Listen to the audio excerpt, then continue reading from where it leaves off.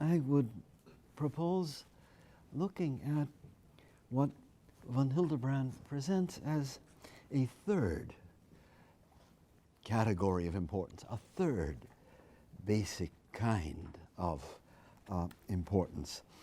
And it's what he calls the importance of what is objectively good for a person, or the negative importance of that which is objectively harmful for a person.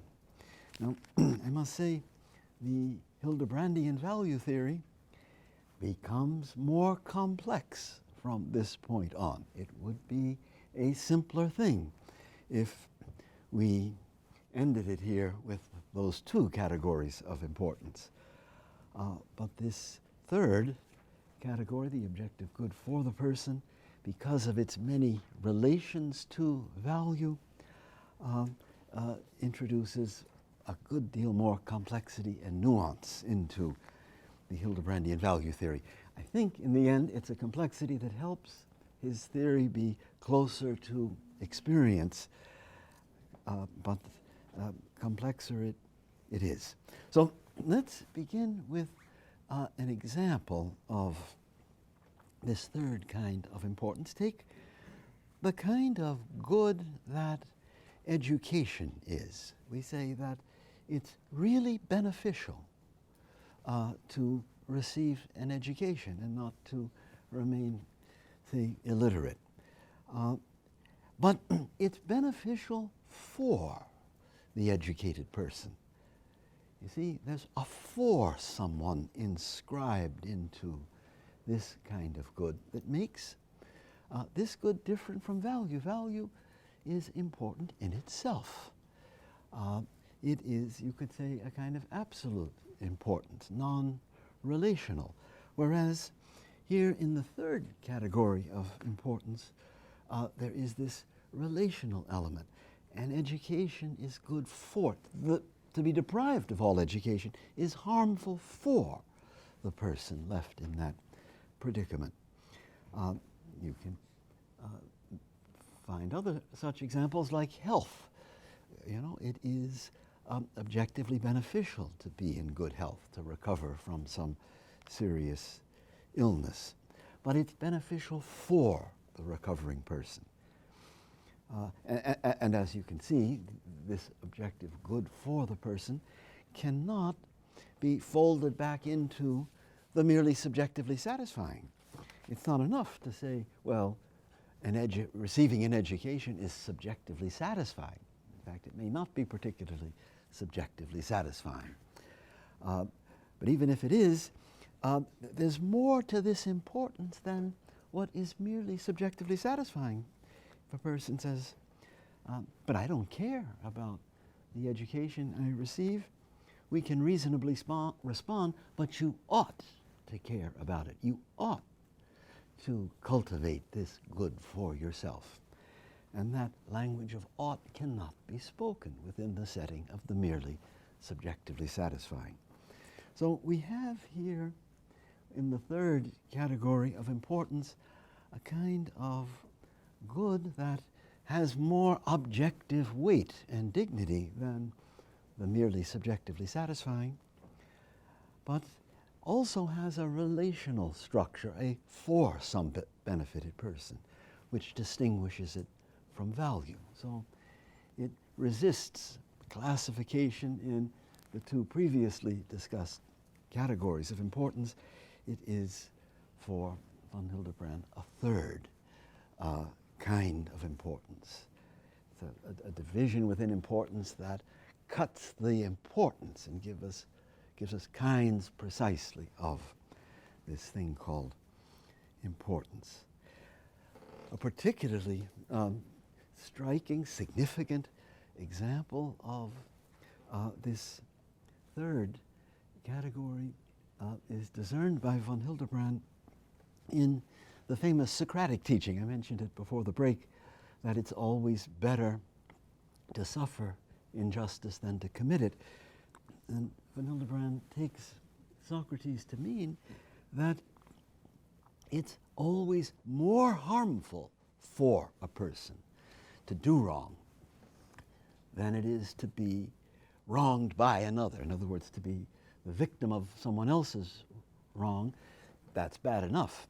But it's always worse still to be the subject, the agent of the wrongdoer.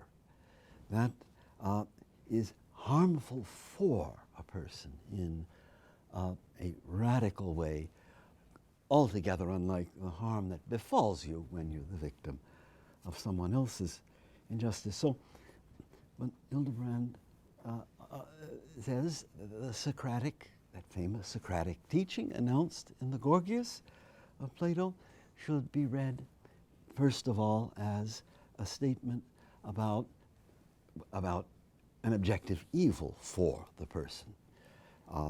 Two objective evils, one of them worse than the other. But we're within the realm of the third category of importance with this famous Socratic teaching. Now, when Hildebrand brings in other examples, and I think you'll be particularly interested by some specifically religious examples.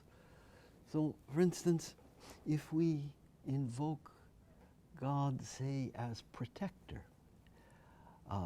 as redeemer, as deliverer, we turn to God under the aspect of one who is supremely beneficial for us. Or in all petitionary prayer, there's typically some good for ourselves at issue. Now, by contrast, there are religious stances like adoration which entirely lack this for some benefited person. If you prostrate before the living God, adore, it is in the consciousness that God is worthy of being adored. The adoration is, in Van Hildebrandian terms, vintage value response. It really does not include that gesture of adoration, does not include the thought of, well, this is beneficial for me. It may be true, but that's really not the primary motivation. Whereas that beneficial for me enters quite prominently into other religious stances, and rightly so. Van Hildebrand is not here to say that in our relation to God we should always only be in the value responding stance. That would be, he thinks, unnatural and depersonalizing.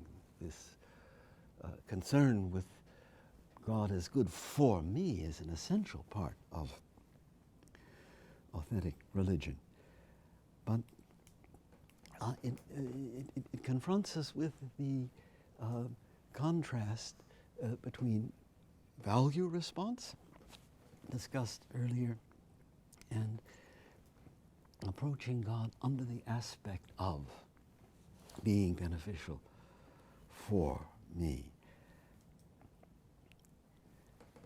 He finds another interesting approach to the third category of importance by thinking about the logic of love. When you love another, well, of course, there is this value response.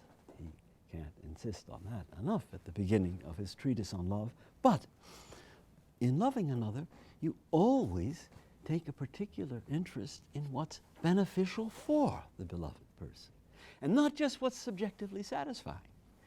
You may have to inflict considerable subjective dissatisfaction on a person you love in order to secure what's really beneficial for the person. So in loving another, there's this value responding awe of the one you love, but also this concern with what is beneficial for him or her. So you get the idea from these examples of the third category of importance. Very interesting is his attempt, this is a very phenomenological, these different accesses that he tries to find in our experience to this third category. And he makes the interesting proposal that the act of being grateful to someone always involves this third category. You don't thank someone simply because of some value that they've brought into the world, but because they've somehow benefited you through that value. So there's some reference in all gratitude to what is beneficial for you. And in that sense, gratitude is not just a pure, typically not a pure value response. Now, for von Hildebrand, the act of gratitude is a thing of value. But if you ask about its motive, he will say, I have to think of the person thanked as somehow benefiting me for the thanking to make sense. And so, thinking about the logic of gratitude, he looks for this other access to this third kind of good. His general view of this third kind of good in relation to value, this somewhat summarizes it and simplifies it, maybe oversimplifies it, but his view on the whole is that all things beneficial for me have in the end some foundation in value. So, for instance, why is it so harmful for someone to commit wrong rather than just to suffer it? Well, it's wrong, it's ugly, it's sordid in itself, and therefore the committing of wrong infects and poisons, you might say, the spiritual system of the wrongdoer. So in general, he holds that there's this relation of foundation whereby things are beneficial for me thanks to some participation that they grant me in something of value. And so he thinks that if you imagined a world devoid of all value, you'd have no basis for things really beneficial for persons. So there is that, and that's one of the things that creates complexity here, that we've got these distinct categories of importance, but one founded in the other.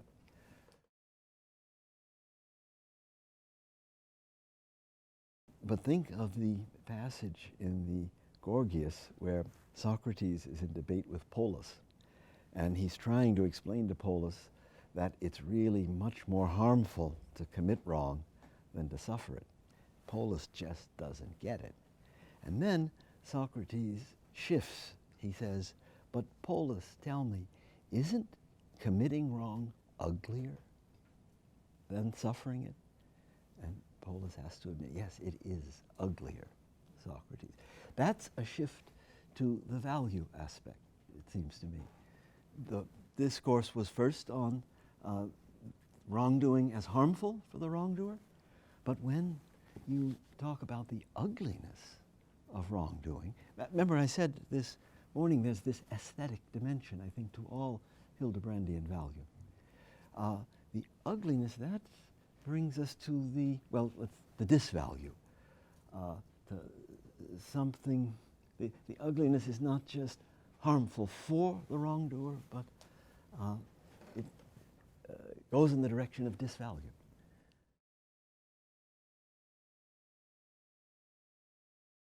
Well, one wants to say simply that the excellence of a thing that has value, let's say the excellence of human nature, the dignity of the person,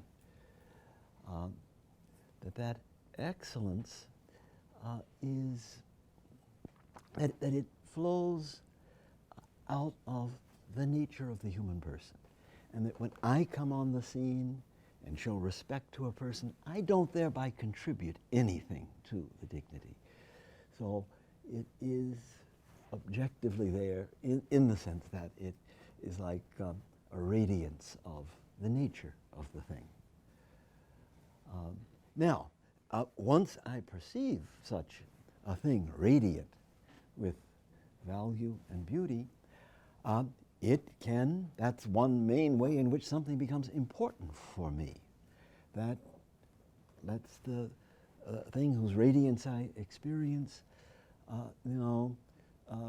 become important and have resonance in my volitional or affective system.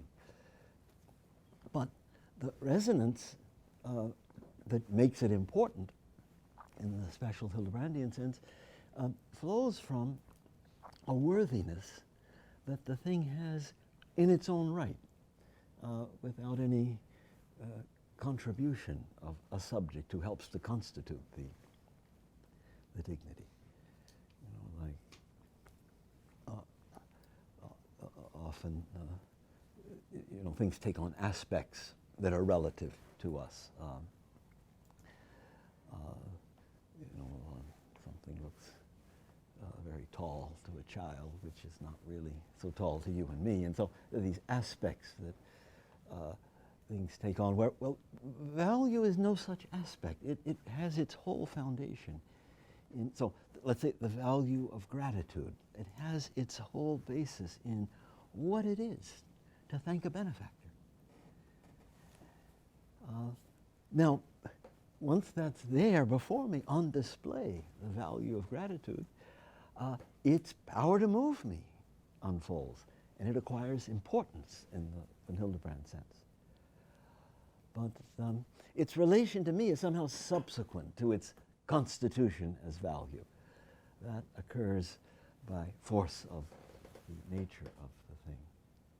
So in that way, I would try to harmonize the relational and the absolute here with regard to value.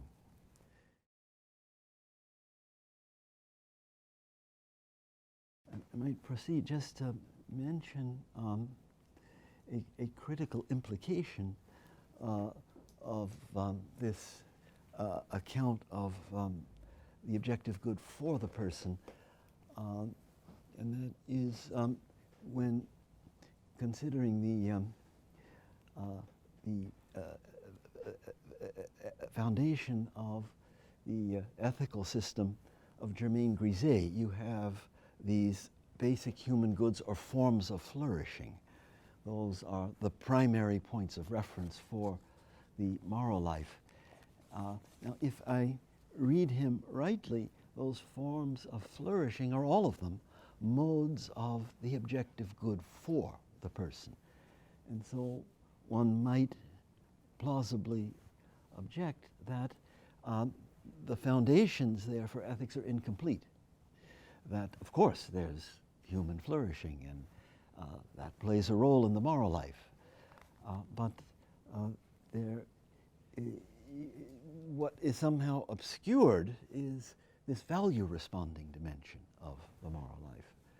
Already the very act of showing respect to another person, because the respect is due to him or her by their dignity, that is that brings in the idea of something good in itself that isn't reducible simply to a mode of flourishing. So I don't mean to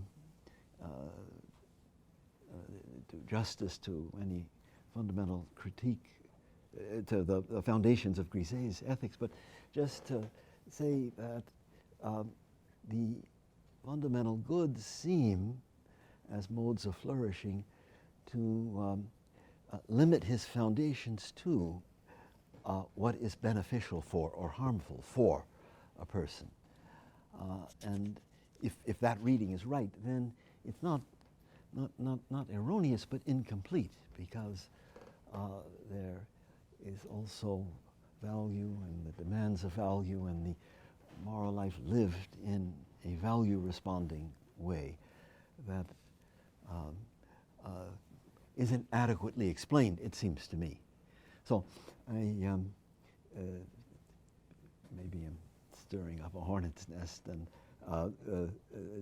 starting what I can't finish. I just say, raise the question whether there's not an exclusive